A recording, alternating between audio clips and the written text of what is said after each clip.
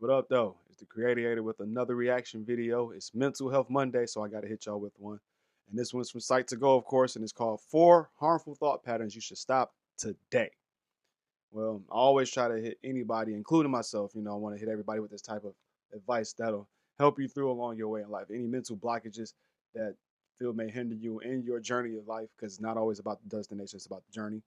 Uh, we want to try to help each other throughout the way, man, because I may need the same help that you have problems with, and you may have some things that I may need to learn from you. It's vice versa. So, willing to always learn and help give everybody some information. So here we go from Site to Go. Let's get into it. What does your inner monologue sound like? Is it a bunch of "you can do it" peppered with some "yes, king" or "yes, queens"? Or does it sound like "you're so stupid"? Of course they didn't answer. "You're so clingy"? That's why you weren't invited. In 1920, a German neurologist named Sigmund Freud hypothesized that humans are driven by two main things: life drive and death drive. The death drive, which was later renamed Thanatos, after the Greek god of death, is what leads us towards destruction. Freud believed that this is why humans turn to aggression towards others and themselves. This aggression can look like smoking or illegal drug use, binge drinking or self-harming. Sometimes it's your own mind pushing you into a spiral of self-destructive thoughts. As with most of Freud's theories, Thanatos isn't really confirmed as a legitimate theory today, but it served as a starting point to help us explain why we sometimes succumb to self-destructive thinking. Let's explore some of the self-destructive thinking patterns that are holding us back. Is the grass greener? Do you play the social media comparison game? That's when you doom scroll through a social media platform of your choice and compare yourself to every post you see. Joan graduated from grad school. You just have your high school diploma. Sam got married. You've been single for the last 4 years. Anthony is super fit. You don't even take walks around the neighborhood. It's tempting to compare ourselves with people we like, and we all do it sometimes. However, these comparisons are a very self-destructive thought pattern. Social psychologist Leon Fetzinger came up with a theory called the social comparison theory. According to him, we compare ourselves to others in order to self-evaluate and learn more about ourselves. Essentially, this is how you decide if you like what you've learned about yourself or not. When you fall into the slump of comparing yourself with others and start believing everyone else is better, this can impact your mental health negatively. Earlier this year, Psychology published a study that found that social comparison may cause negative emotions and decrease your perceived social support, self-esteem, and psychological well-being. If you think it, you perceive it to be true, even if it isn't.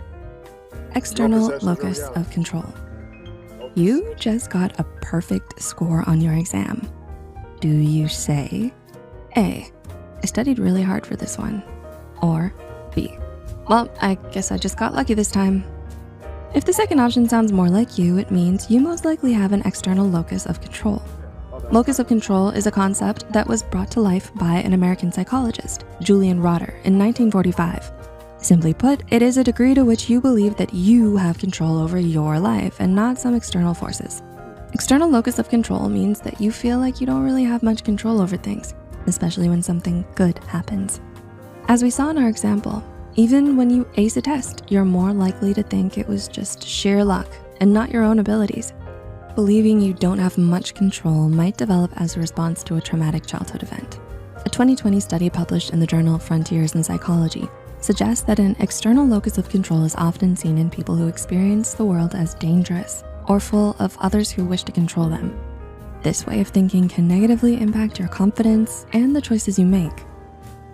According to the Encyclopedia of Positive Psychology, people who think this way often credit luck or chance for any success and don't believe that they can change their situation through their own efforts. These individuals frequently feel helpless or powerless in the face of difficulties. So the next time you ace that test and know you studied mad hard for it, take credit for your hard work. You earned it. It was nothing. Do you like receiving compliments? Some of us love a good praise parade. For others, compliments make us blush, but not in a good way. They can sometimes make you embarrassed or awkward. Instead of happily accepting it, you may deflect or completely reject the compliment to get rid of negative feelings. Licensed psychologist Guy Winch wrote on Psychology Today that low self-esteem might be what makes you turn down a gift of compliments. If you don't really see yourself in a positive light, hearing someone compliment you might be extremely uncomfortable because it contradicts how you feel about yourself. When that happens, you're left in a state that psychologists call cognitive dissonance. Cognitive dissonance is a feeling of mental discomfort which happens because your mind doesn't know how to handle this opposing information.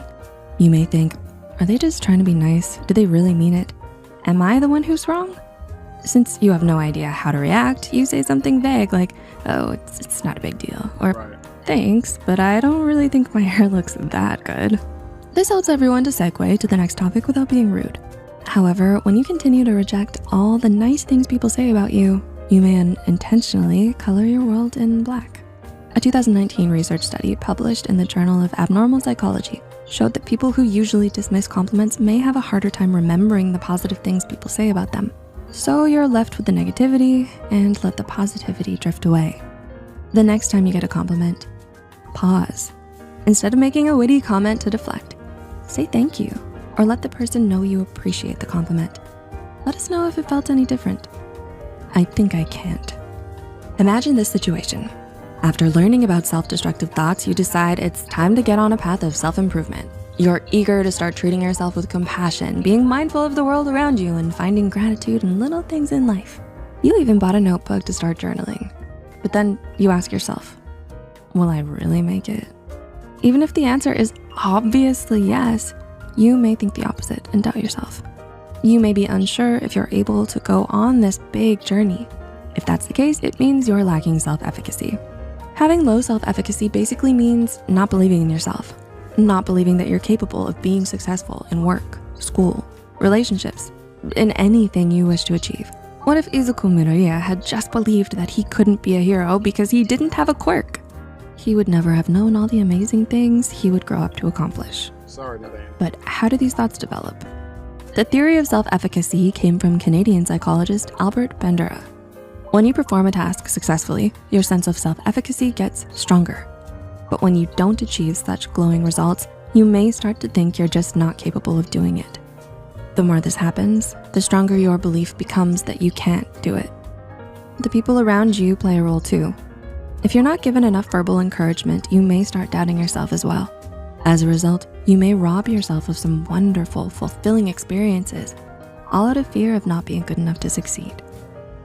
Dealing with these negative, self-destructive thoughts can be so exhausting sometimes. Don't get us wrong, it's not easy to change these self-destructive thought patterns, but it is possible.